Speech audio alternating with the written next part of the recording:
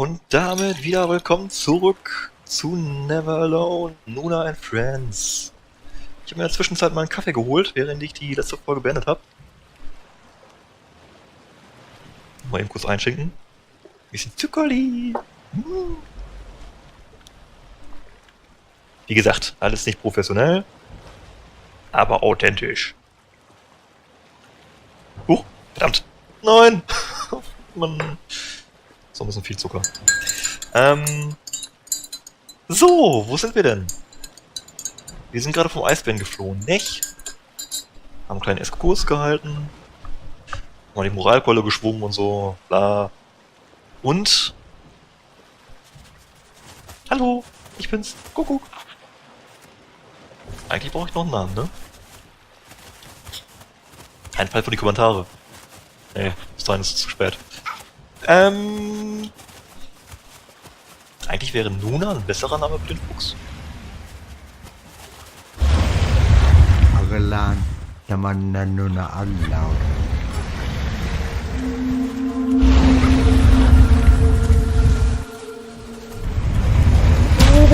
Nicht! Nein, nein, nein, nein, nein!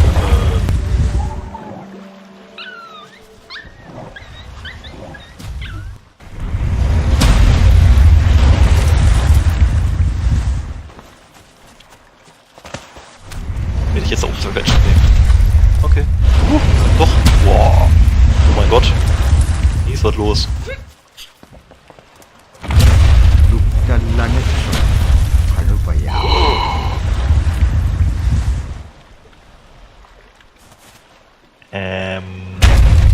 Also jetzt hoch, rüber und dann schnell da durch. Und hier warten. Oh, der Schwanz! Und rüber. Und schnell rüber. Schnell, schnell, schnell. Und hier warten. Der Schwanz! Oh Gott! Und rüber.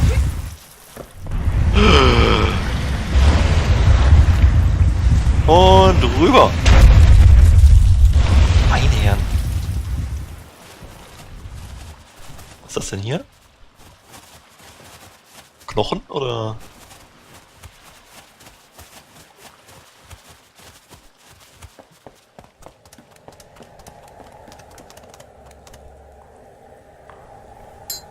So. In der Ruhe muss ich mal eben hier ein Stückchen genießen. Oh, und sie streichelt ihn. Und einmal knuddeln. Und im nächsten Leben werde ich auch ein Fuchs.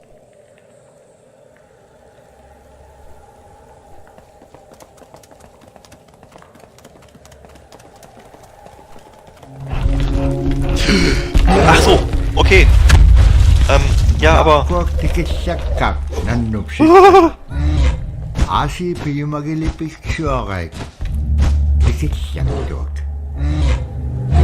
Ach so, das ist dein Zuhause. Sag das doch. Ja, aber...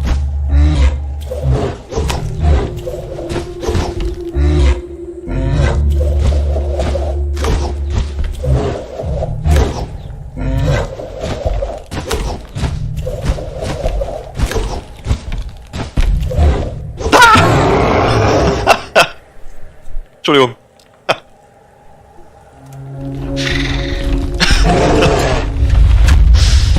Okay.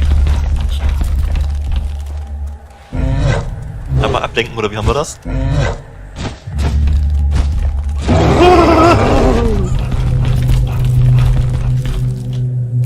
So, und jetzt? Ja, aber... Was bringt mir das denn?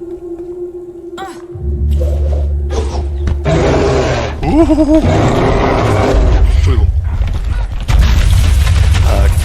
Okay. Aber... Hey! Hallo! Ah!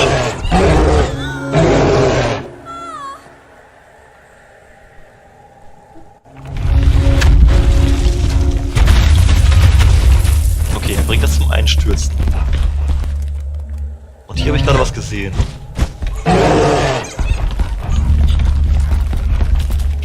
Hoch und dann... Ah, komm ich da nicht rüber.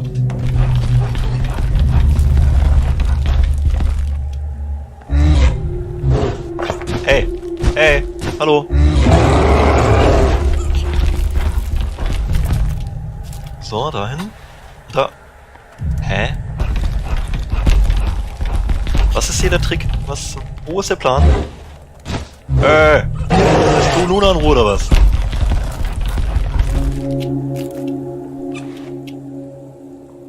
Jetzt bin ich hier oben. Und jetzt? Passiert was? Oder kann ich da hoch? Ne.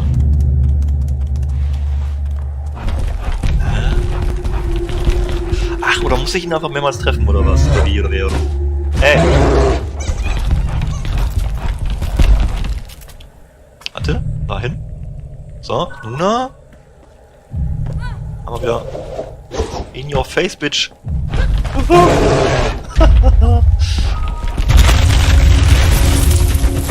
Ja, aber.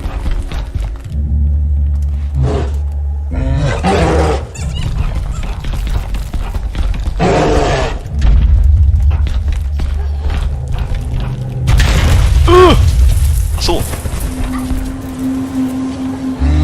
Okay. Dabra an nagkalawaktuk agalan iligjogelum kanakipiak tilangan nunam atimigini.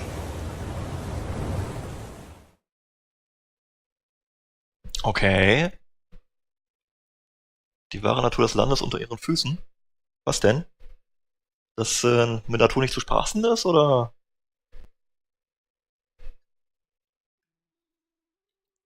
Nee, das haben wir schon gesehen.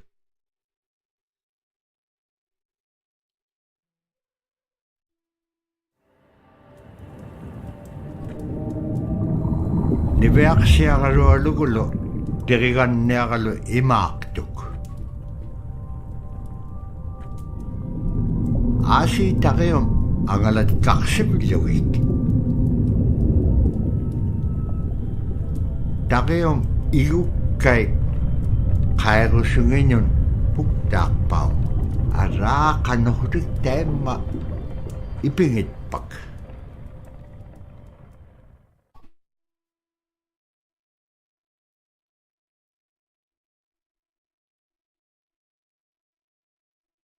Errungenschaft freigeschaltet, verschluckt. Von einem Wal oder was?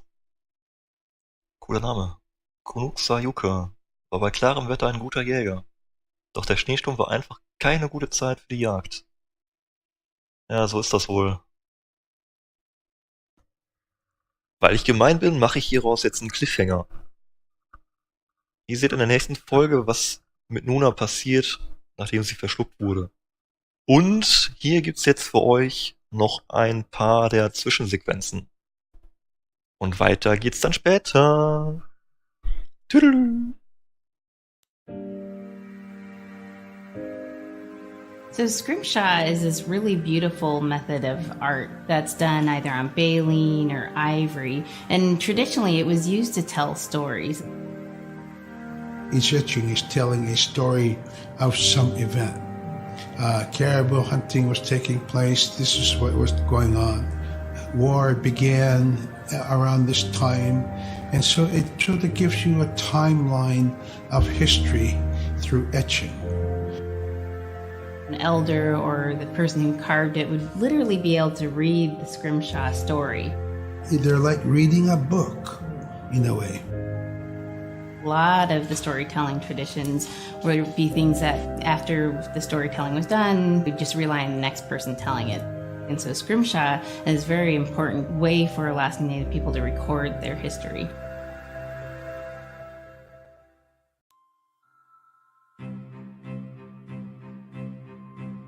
Silla is the weather.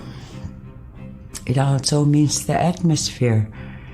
Here's the Nuna, or the land. And it's anything from the land into the moon, the sun, the stars. That's Silla. It's a very spiritual, and we have a relationship with Silla. Silla has a soul in the same way we do as people, in the same way animals do. I think spirit helpers in and of themselves are really about how we're connected with things. And so it may be that there's a spirit helper that shows themselves as a bird to show you the way home, or it may be a spirit helper that actually decides to show themselves with the face and body of a man instead of their animal form. And so I think one of the things that's hard to understand is that it's not one way of seeing things, it's one way of knowing you're connected to everything. We've always had that spirituality of everything around us. It's the interaction you have with the air you breathe, the ocean that you gather resources from, the rivers from which you gather fish, the tundra from which you pick berries, the animals that give themselves. It's all of that.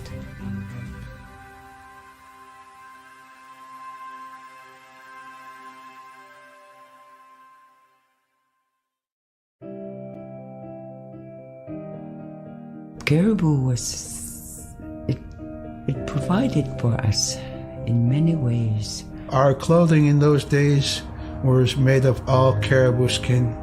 I grew up wearing caribou pants, mittens, caribou skin mattress, blankets. Some people had boots that were made with wolf leggings, sealskin sole bottoms. Baleen was shaved to make insoles. They kept us quite dry and warm as well. But the caribou skin clothing was the best. We would get as many yearlings as we could for our outer clothing. And for a heavy winter, we would get caribou in February or March because the hair was the longest and the skin was the thickest, and we would use those for our winter gear. With that stuff on, you could sleep outside in 50 below and it wouldn't bother you a bit.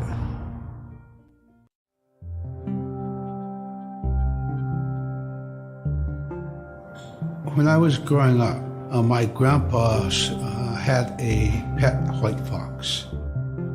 If you're a good friend with a fox, when there's danger abound, they try to keep you from getting into trouble. They pull tricks here and there, and foxes are like spoiled little kids in a way. When you let her out, she'd go prancing out in the snow, jumping in the air. I know she was happy then. Come running at me and jump on my chest, knock me backwards, lick my face, and I try not to let it. So that was my memory of my grandpa's pet fox.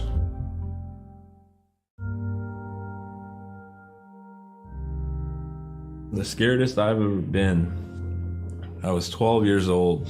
We floated out on a piece of ice while we were duck hunting. It was a bluebird day, just clear blue skies. And there was 3 of us, myself, my brother, and my dad. Next thing you know, we see this dark shadow on the ice. We look and it goes behind us. So we all jumped up, startled, and my dad, he started running. We got back to the ridge there. The ice had fractured, cracked, and broke off, and we were floating away. We were drifting. It was close enough to where my dad would have made it. He stopped and he thought about throwing us across, and if one of us was on the other side, we would be split up. So he stopped, and he just so happened to have a cell phone on him. 911 didn't pick up. That's the worst feeling in the world right there. 911 did not pick up. So he left a message because they record their calls. Once he had relayed that information, his cell phone died. That was the scariest moment I've ever had in my life. We were floating away and I thought we were left for dead. He kept calm during this situation. He's bringing out everything positive in this case. You know, I'm crying, my brother's freaking out.